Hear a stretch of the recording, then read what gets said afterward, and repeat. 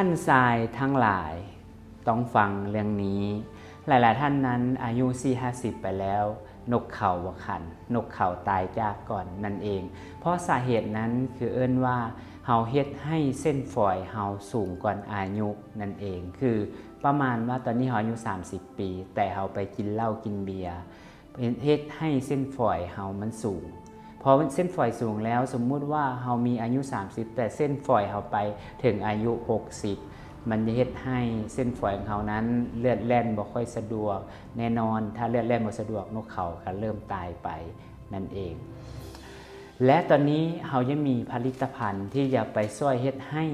เส้นฝอยเขากลับคืนมานะเฮ็ดให้เส้นฝอยยืดหยุ่นพอเส้นฝอยยืดหยุ่นความดันก็จะบ่ค่อยเกิดนะมันจะเริ่มมาอยู่ปกตินั่นเองเบาหวานก็จะเริ่มมาอยู่ปกติเพราะว่าเลือดมันแล่นเลือดบ่ข้นบ่เหนียวนั่นเองตอนนี้เรามีผลิตภัณฑ์นะของเราก็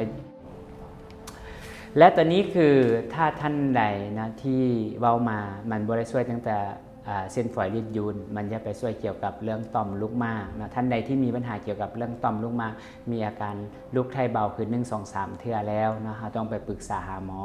อย่าไปใจเย็นนะสุดท้ายถ้าใจเย็นมันจะส่งผลไปเฮ็ดให้เกี่ยวกับเรื่องต่อมลูกหมากใหญ่พอต่อมลูกหมากใหญ่แล้วแน่นอนนะมันก็เฮ็ดให้เฮาบางทีอาจจะได้ไปคูดบางท่านอาจจะใหญ่เกินอาจจะได้ไปผ่าตัดนั่นเองและตอนนี้ถ้าท่านใดที่มีปัญหาเกี่ยวกับเรื่องต่อมลูกหมากหรือว่าน้องทรายบ่แข็งแรงหรือว่าน้องทรายเฮานั้น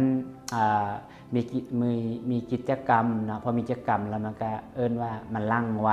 นั่นเองเนาะก็อย่าลืมเนาะของเฮานี้มันเป็นเสริมอาหารกินแล้วอย่าไปฟื้นฟูเรื่องสุขภาพนั่นเองและยังมีผลข้างเคียงเรื่องสุขภาพเจ้าถ้าท่านใดสนใจก็สามารถอินบ็อกซ์สอบถามได้เจ้าสุขภาพดีบ่มีขายถ้าท่านอยากได้ต้องเบิ่งแยงเอาเองจันทร์ สิงห์วงศ์ไสฮักทุกท่านเจ้า